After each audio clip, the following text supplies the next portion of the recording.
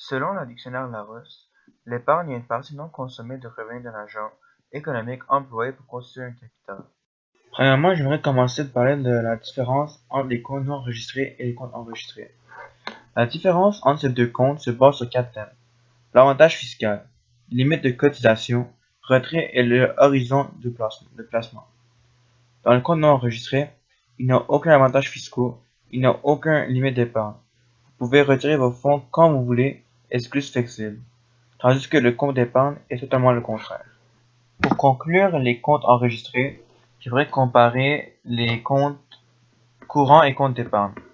Dans le fond, la seule information importante pour ces deux comptes est que le compte courant contient presque pas d'intérêt, contrairement au compte courant qui possède beaucoup d'intérêt. Maintenant, nous allons parler des comptes non enregistrés. Pour comparer le compte chèque et le compte d'épargne, j'aimerais me concentrer sur 4 sujets. Premièrement, les accès aux fonds.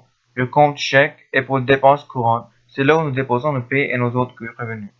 C'est plus accessible que les comptes épargne car il possède des guichets et tu pourrais transférer de l'argent plus facilement, alors que le compte chèque est complètement à l'opposé. Deuxièmement, les intérêts.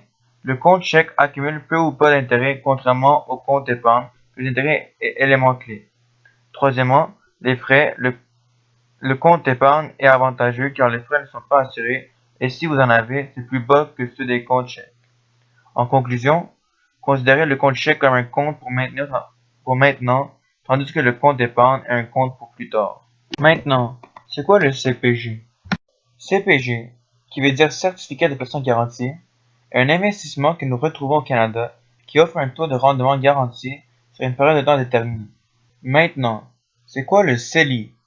Avec les mots de BMO, le CELI est simplement un régime d'épargne souple et efficient sur le plan fiscal dans lequel vos cotisations fructifient à l'abri de l'impôt. CELI qui évidemment signifie compte d'épargne libre d'impôt. C'est quoi le REER?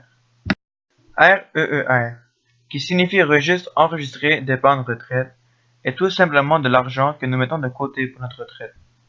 Et finalement, c'est quoi l'obligation d'épargne? L'obligation d'épargne dure entre 3 à 10 ans et c'est un investissement qui ne comporte presque pas de risque. Elles sont achetées par l'entremise des banques et des courtiers. Le compte d'épargne offre des intérêts qui augmentent, par contre, les intérêts ne se baissent jamais.